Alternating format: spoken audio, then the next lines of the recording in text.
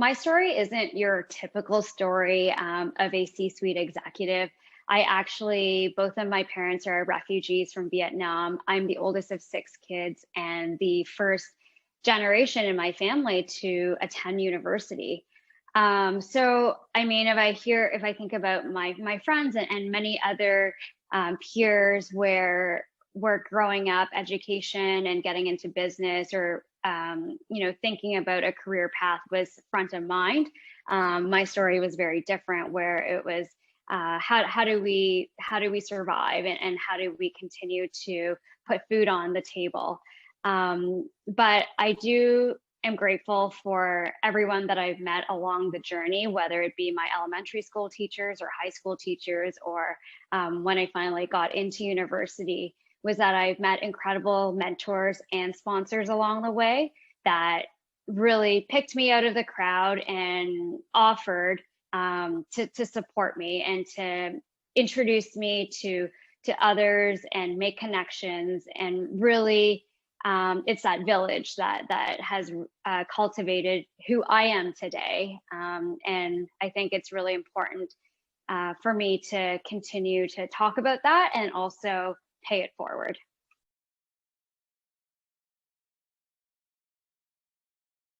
I really think that this starts with cultivating values within the organization, and also tone from the top. I think, and then that trickles down to hiring practices, how you give out salaries and bonuses and titles.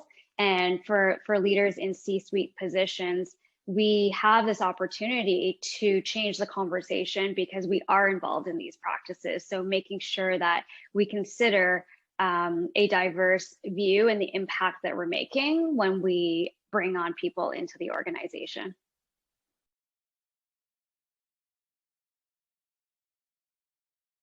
You want to make sure that your business or your organization is representative of your client base, your customer base, or your consumer base. So as a brand house, TREC Brands, we've got a few different brands out there. One targets the more premium crowd, one targets female and self-care and health and wellness, and one targets the everyday user. So I think in order to speak to the consumer directly, the workforce and our team needs to be made up of individuals that can relate to those end consumers. For example, it would be really tough for a man to lead a women's brand.